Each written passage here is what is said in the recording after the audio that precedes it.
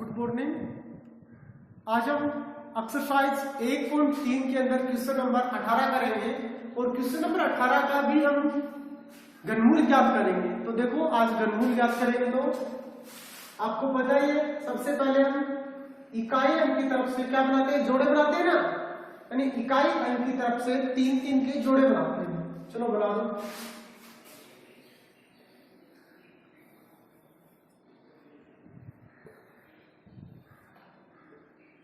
22, 66, 51, 87, एक जोड़ा, दो जोड़ा और 30, यानी अंतिम जोड़ा वो 22 है। अंतिम जोड़ा वो 22 से वो किसके घन के करीब है, वो 2 की घन के करीब है। तो वो घटा देंगे ना, यानी वो 2 की घन के करीब, और 2 की घन होती कितनी, 8। यदि 3 की घन करेंगे तो हो जाएगी 27, और 27 हो जाएगा ज्यादा। अब 12 में से 8 जाएगा तो 4, या बचा 14, आगे से उतार दिया 6। इससे भी प्रोसेस होती है 3 गुना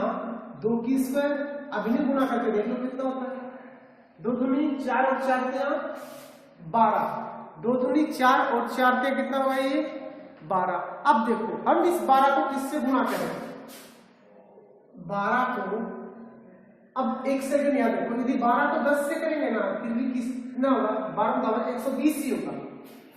10 से करेंगे तो भी कितना होगा, 120 होगा। यदि हम 11 से करें तो 12 एकम तो 12 और 12 13, 131 होगा। अब देखो हम यदि 131 तो कर दिया है, चलो कर दिया 131, फिर अब देखना आगे 6 में से 1 जाएगा तो 5 बचा, 4 में से 3 जाएगा तो 1 बचा, आगे से उतारेंगे कितना 6। अब यहाँ पे क्या करेंगे, 3 गुना 2 और ये 11 के ऊपर स्क्वायर चली जाएगी, इसको घटाएंगे।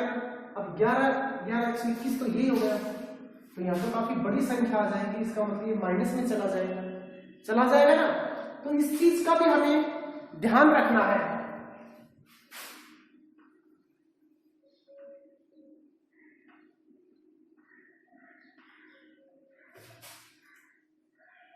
तो इसे 8 से करेंगे, 2 दूनी 4, 4 12 और 12 की 96, 6 में 6 जाएगा 0 और 14 में से 9 जाएगा तो कितना बचेगा 5, आगे से कितना उतारा 6। अब ये 3 गुना 2 की स्क्वायर कहां चली जाएगी, 8 के ऊपर, 8 को 8 को 64 है, और 6 से करेंगे 6 को 24, 2 6 से 36 और 37 और 38, माइनस कर देंगे ना, 384 घटा देंगे। 16 में से 6 में से 4 जाएगा तो 2, 10 में से 8 जाएगा तो 2 और 4 में से 3 जाएगा तो 1, आगे से कितना उतारा 5। और अब यहाँ पे कर देंगे 8 की क्यूब, और 8 की क्यूब की है तो 2 की क्यूब की, तो 2 उतारा, 8 की क्यूब की तो 8 है, उतार लेंगे ना। और 8 की क्यूब कितनी होती है 512, घटा दो 512, 5 में से 2 जाएगा तो 3, 2 में से 1 जाएगा तो 1, 2 में से 5 जाता नहीं, 12 में से 5 जाएगा तो 7। अब यहां से -3 गुना और 2 और 8 28 करेंगे ना, 28 की स्क्वायर गुना, आगे से देखो 5 वाले, आगे से 1 उतार लेंगे, 28 की स्क्वायर गुना।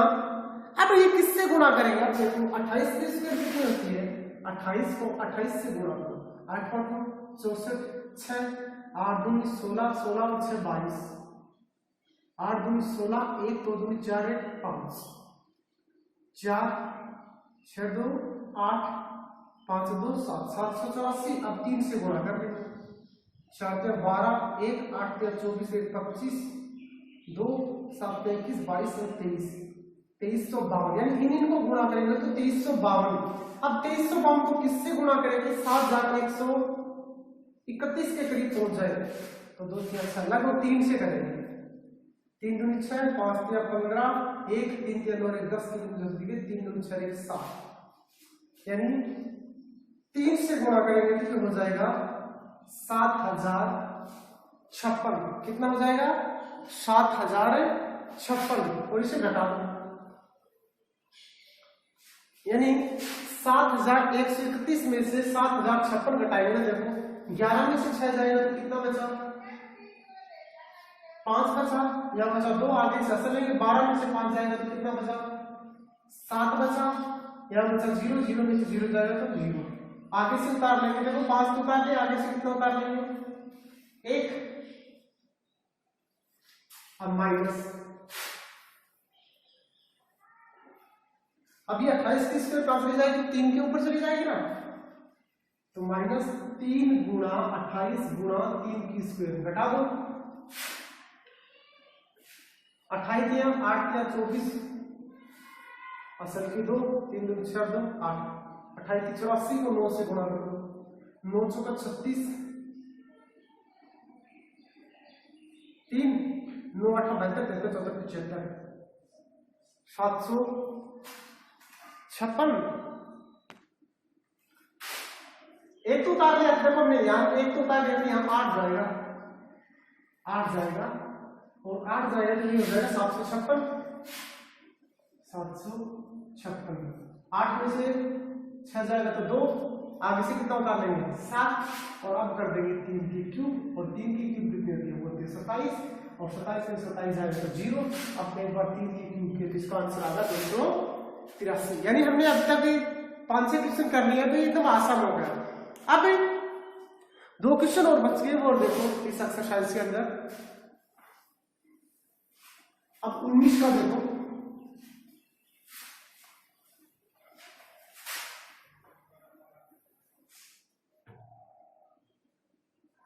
का वो है 86 15 125, 86 15 125, 3 3 की जोड़े बनाएंगे, अंतिम जोड़ा क्या है 8, अंतिम जोड़ा 8 है, और ये किसके घन के करीब है, ये 2 की घन के करीब है, 2 की घन की 2 उतार लिया, और ये हो गया 8, 8 में से 8 जाए तो 0, यहाँ से उतार लिया कितना 6, अब इसे कर देंगे 3 गुना 2 की स्क्वायर गुणा, अब देखो 2 दूनी 4 और 4 से 12, ये तो 12 हो गया, यहाँ तो 6 ही है, यदि 1 से गुणा करेंगे तो भी 12 एकम 12 ही होगा, इसलिए इसे 0 से गुणा करेंगे तो ये 0 हो जाएगा, और 6 का 6 बच गया, आगे से उतार लेंगे 1, अब ये 2 की स्क्वायर चली जाएगी 0 के ऊपर, इसका मान भी क्या होगा 0 होगा, 61 का 61, आगे से उतार लेंगे कितना 5, अब एक बार कर देंगे 0 की क्यूब तो भी 0 ही होगा, ये बच जाएगा 615, आगे से उतार लेंगे 1, अब यहां से कर लेंगे 3 गुना 2 और 0 20 की स्क्वायर गुणा 20 की स्क्वायर होता 400, 400 दिया 1200, और 1200 को किससे गुणा करेंगे, हम 6000 के करीब पहुंच जाएंगे, 60 लगभग 5 से करके देखो, 1200 को 8 से करेंगे तो 12 5 60, हाँ लगभग कितने से 5 से ज्यादा लगभग, तो ये हो गया 6000 में 12 5 6000, अब घटा दो इसे 1 5 1, आगे से कितना उतार लेंगे 2, अब ये 20 की स्क्वायर कहां चली जाएगी 5 के ऊपर, 3 गुना 20 गुना 5 की स्क्वायर, अब ये तो 20 दिया 60 हो गया, और ये 5 25 हो गया, 0 25 छक्की 150, ये 15 हो गया, ये कितना हो गया 1500, घटा दो कितना बचा 12, आगे से कितना उतार लेंगे 5, अब कर देंगे 5 की क्यूब, और 5 की क्यूब होती है 125, ये बचेगा 0, एक बार 0 की थी क्यूब, एक बार 5 की, तो इसका आंसर आ गया 205, इसका आंसर कितना गया 205। अब हमारा बच गया अंतिम question, question number 20, question number 20, और क्वेश्चन नंबर 20 है 660 77 63 11, 660 77 63 11, एक जोड़ा 2 जोड़ा और 3 जोड़ा, यानी अंतिम जोड़ा 660 है, किसकी घन के करीब है, ये 8 की घन होती है 512, और 9 की घन होती है वो होता 729, तो 8 की घन करेंगे ना, यानी 8 की घन होती है 512, 8 की घन की तो 8 को उतार ले, अब 10 में से 2 जाएगा तो 8 बचा, यहां बचा कितना 5, 5 में से 1 जाएगा तो बचा कितना 4, 6 में से 5 जाएगा, बचा कितना 1, 8 2 10, 4 5 6, आगे तो उतार लिया कितना 7। अब आगे करेंगे 3 गुणा 8 की स्क्वायर गुणा 8 का उल्टू कितना होता है 64, और 64 को किससे गुणा करेंगे 3 से करेंगे ना एक बार, तो 4 3 12, 1 6 3 18 19, 192 ना, 4 3 12, 1 6 3 18 19, 192 को गुणा करेंगे एक ऐसी संख्या से कि हम 1487 के निकट पहुंचे, 214 लगभग 7 से करो, क्योंकि 200 दूनी 207 से 1400 होता है, 7 दूनी 14, 1 9 7 63, 1 64, असल की 6 7 6 13, लगभग 7 से करेंगे तो ये होगा 1344,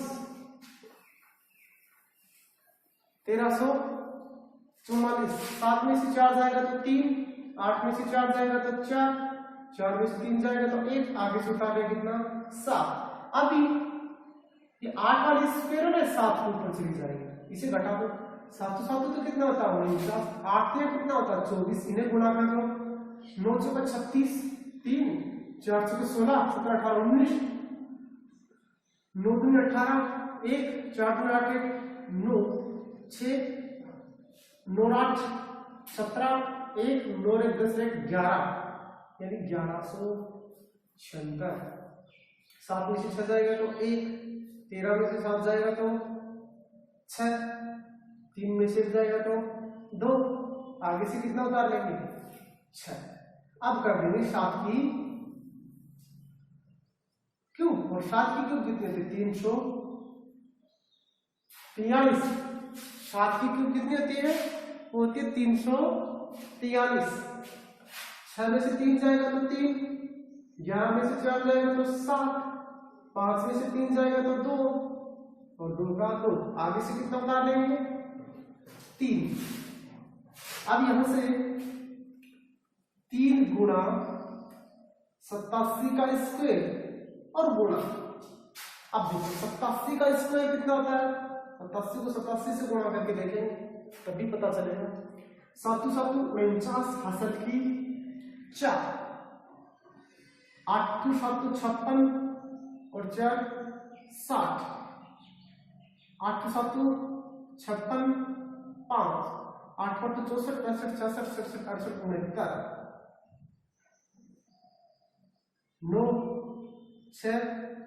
5 7, यानी 87 की स्क्वायर होगी 75 69, इसे 3 से गुणा कर लेंगे, 9 3 27 हासिल की 2, 6 3 18 19 20 की बिंदु हासिल की 2, 5 3 15 16 17 1, 7 3 21 22, यानी 22 707,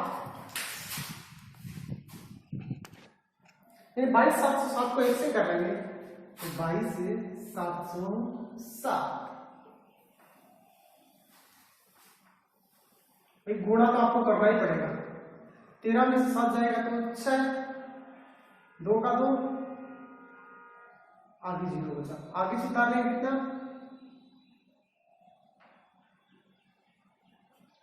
1। अब ये स्क्वायर 1 के ऊपर चली जाएगी, 3 गुणा 87 गुणा 1 की स्क्वायर, और 87 3 कितना होता है वो देखो 261 होगा शायद, 7 1 की स्क्वायर को सर दो, 8 के 24 25 26 261 होता है, और 261 में से 261 जाएगा तो 0, आगे से उतार लेंगे 1। अब देखो यहाँ पे कर देंगे 1 की क्यूब, एक बार 1 की स्क्वायर की थी, और 1 की क्यूब क्या होती है वो होती है 1 ही होती है, और 1 में से 1 जाएगा तो 0, यहाँ पे 1 की क्यूब की है तो 1, एक बार 7 की क्यूब की थी, एक बार 3 की, देख लो,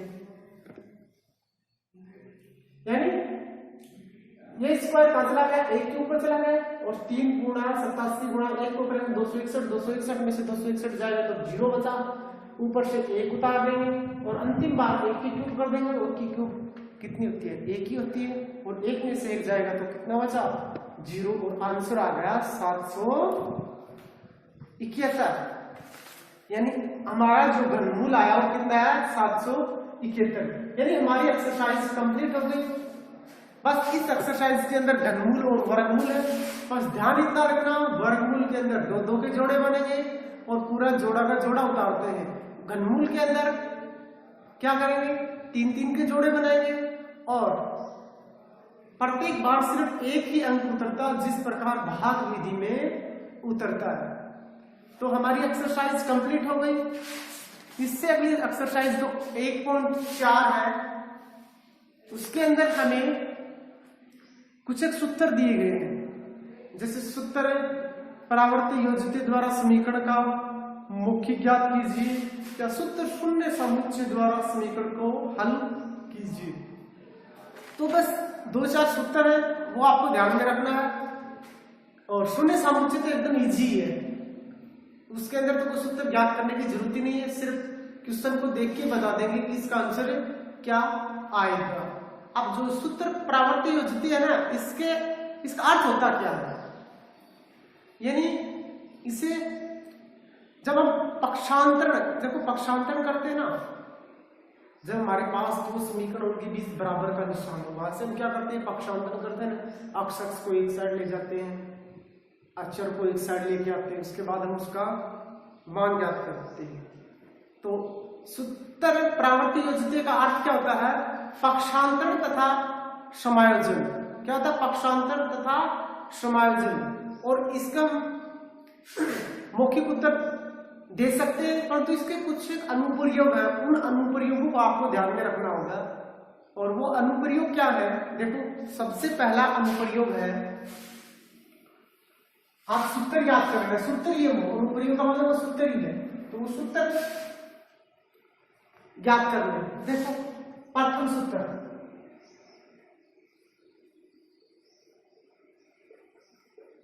प्रथम अनुप्रयोग क्या दिया गया है, प्रथम अनुप्रयोग दिया गया है, यदि ax प्लस बी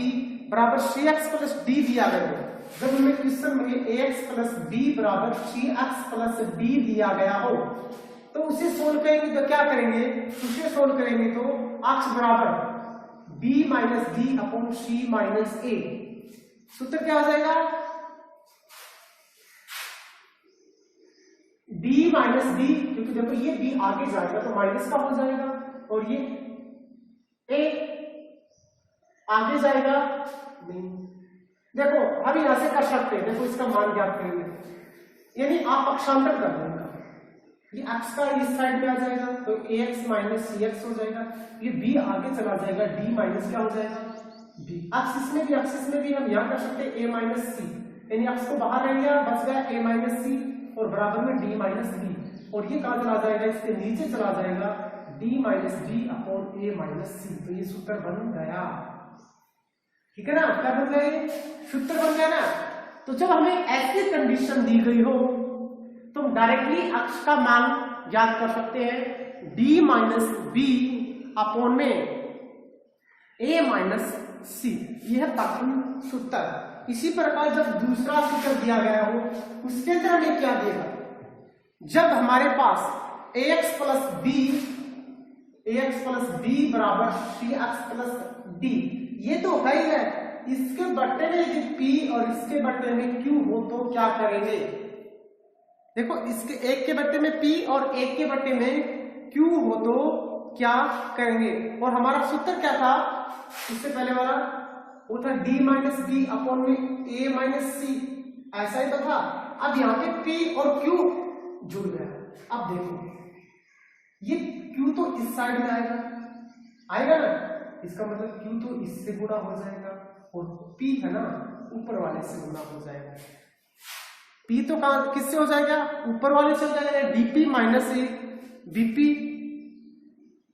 नहीं सोल्व करके देखो, थोड़ा गड़बड़ हो गया। ये p इस साइड में ले जाओ, q इस साइड में लेके आओ, यानी ax प्लस b को तो हम किससे गुणा कर देंगे, q से कर देंगे, पक्षांतर करेंगे तब, और p को किससे कर देंगे, cx प्लस d से कर देंगे। करो ax को q से करेंगे तो ax q हो गया, प्लस ये bq हो गया, ये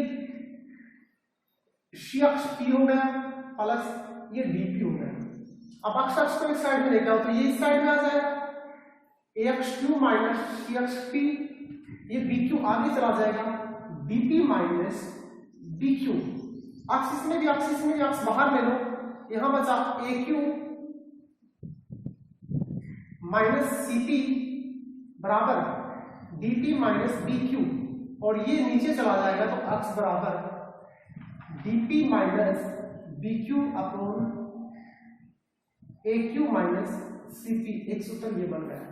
यानी ये सूत्र याद करने होंगे। इसी प्रकार तीसरा सूत्र, चौथा सूत्र, बाकी जो 2 सूत्र बच गए वो कल बता देंगे।